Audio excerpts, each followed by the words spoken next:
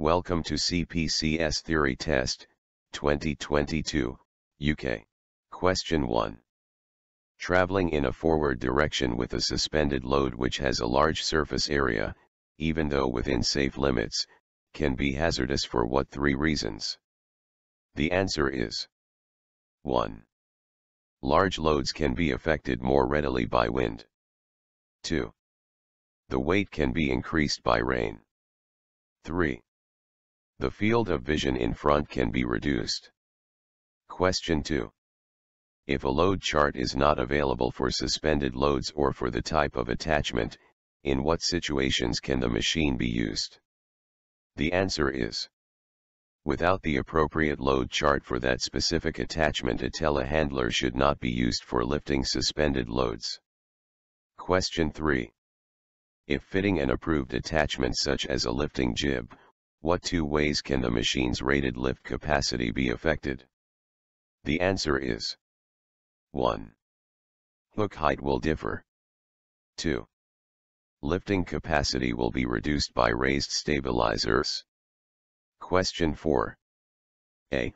What would be considered the main danger zone for a slinger, or signaler load handler when controlling a suspended load during pick and carry duties, and B. What could be a consequence if the slinger or signaler was within the zone during travel? The answer is: A. The main danger zone is in front of the telehandler. B. The slinger or signaler could easily trip and be crushed. Question 5. A. In what circumstances can the machine's boom be extended for pick and carry or traveling duties, and B. What must be taken into account if it needs to be extended? The answer is: A. When the manufacturer's information and the site allows. B. Load has to be kept as close to the ground as possible and the load must be clear of swinging into the vehicle chassis. Question 6. If the load inadvertently or accidentally catches the ground whilst traveling, what course of action should be taken? The answer is: stop immediately and check load safety and reassess the movement plan. Question 7. List 5 factors that must be taken into account by the operator if a load is to be traveled across a site.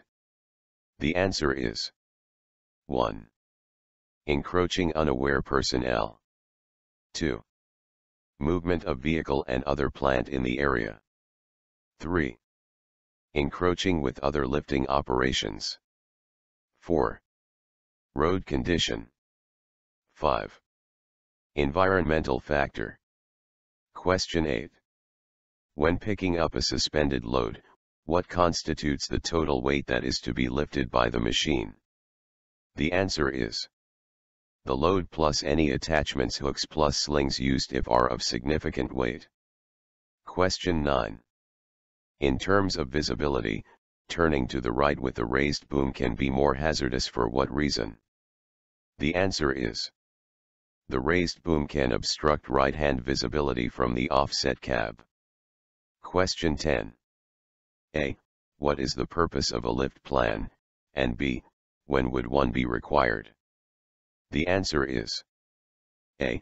To provide documentation regarding safe method of working on a particular task. B. During complex lift operations. Question 11. To minimize the risk of a sideways overturn, how should the boom be positioned when traveling with a suspended load? The answer is: the boom should not be raised more than necessary, keeping the load in between 300 mm and 600 mm from the ground. Question 12. Only 2 legs of a 4-ton, and 4-legged chain sling are being used. What is the maximum load that can be lifted with that sling? The answer is: 2 ton. Question 13. Whilst being guided by a slinger or signaler, the operator loses sight of them. What should the operator do? The answer is: stop the operation until visual contact is regained. Question 14. What 3 checks need to be made before any load is to be lowered into a trench or excavation? The answer is: 1. Check if the operation is authorized and permit in place. 2. Ensure that personnel have cleared the trench. 3. Ensure that enough distance from the trench edge is kept to prevent trench collapse. 4. Ensure slinger or signaler is visible. Question 15. What two ways can a load swing cause a telehandler to become unstable? The answer is 1. Swing can move load further from the load center and exceed the machine rated capacity, making it unstable, potentially causing it to tip forwards. 2. Swing can move the load so that the center of gravity moves beyond the footprint of the machine, causing it to potentially tip over sideways. Question 16. As well as checking the rated capacity of the machine, and the lifting accessories for the load, the lifting capacity of what else must be checked? The answer is any hitched, couplers or carriage must be checked. Question 17. Traveling with extra long loads should be undertaken with a slinger for what reason? The answer is the load can be tethered by the slinger in order to give more control over the load's movements. Question 18. Explain the effect that could happen when turning left or right with a suspended load, even gently. The answer is lateral load swing can occur, giving rise to instability. Question 19. What checks need to be taken before a lifting accessory can be used? The answer is 1. The accessory must be correct for the job. 2. Must be certified and verified within the last 12 months for accessories that lift materials and within the last 6 months for accessories that lift personnel. 3. Must have the SWL marked and be correct for the task. Question 20. Why should the standard load chart for fork operations not be used for suspended load operations? The answer is because lateral and longitudinal weight shifts as well as the attachment weight alter the configuration. Question 21. Accessories or attachments for suspended loads must only be attached to manufacturer's approved lifting point. Explain 3 possible consequences if the recommendations are not followed. The answer is 1. Load charts may not be relevant. 2. The load or the machine may become unstable. 3. The load may slip from the lifting point. Question 22. What is the recommended travel speed when traveling with a suspended load?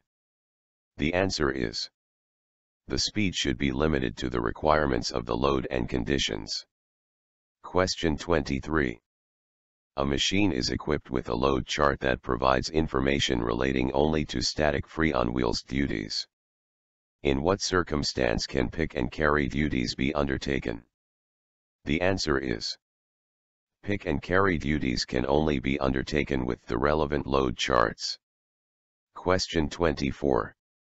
What 3 factors must be taken into account if a load is being lifted onto a platform with a set of lifting chains which are long in length? The answer is 1. Environmental factors such as wind can cause instability through swing. 2. The reach of the boom will have to be extended to cater for the length of the chain and the task may not be completed because of the extra boom length needed. 3. The extra reach could be within distance of the power lines. Question 25. Traveling with a suspended load on uneven ground or rough terrain may be hazardous for what reason? The answer is swinging loads can alter the center of gravity adversely. Question 26. Why must the telehandler operator ensure that the boom operating controls are isolated before the slinger attaches the load? The answer is in order to prevent inadvertent or accidental boom movement which can lead to possible injury. Question 27. The safe working load SWL of a multi-leg chain sling only applies in what 2 conditions or configuration? The answer is 1. All legs are used. 2. All legs are equal. 3. All angles are equal. Question 28.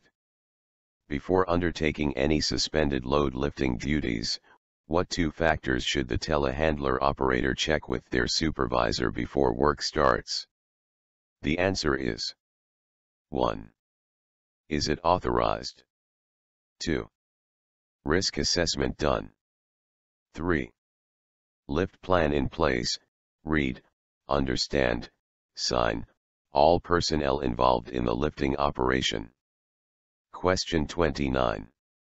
If the operator has to attach their own load, what should they ensure before leaving the cab of the machine? The answer is: controls should be isolated and engine switched off and keys removed. Question 30. Using the given suspended loads lifting capacity diagrams for a telescopic handler. A. For stabilizer duties, what is the maximum lifting capacity when the carriage is at the second stage of extension and the boom at angle of 10 degrees? B. For stabilizer duties, what is the maximum gradient allowed when lifting downhill on a slope? C. For free on wheels duties, what is the maximum gradient allowed when lifting uphill on a slope? D. For pick and carry duties, what is the maximum available hook height? E. What is the maximum travel speed when carrying a suspended load? F. What is the maximum gradient allowed when traveling downhill with a suspended load that is facing uphill? G. Explain why a load with dimensions of length 4 meter, width 4 meters, height 2.8 meters, using a set of 4 leg chains where the distance between the top of the load and the hook is 2.8 meters, cannot be carried out. The answer is A. 4,500 kilograms. B. Loads lifted on downhill slopes can cause instability, so the maximum gradient should be 0%. C. 15%. D. Boom height, hook and equipment. E. Walking pace. F. 15%. G. It exceeds the angle of chain SWL. Note, these should be the answers, but the tester can change the lifting diagram. We strongly recommend to understand logically the lifting charts or diagrams. Please don't forget to like, share, comment and subscribe to support this channel. Thank you for watching, and good luck with your test.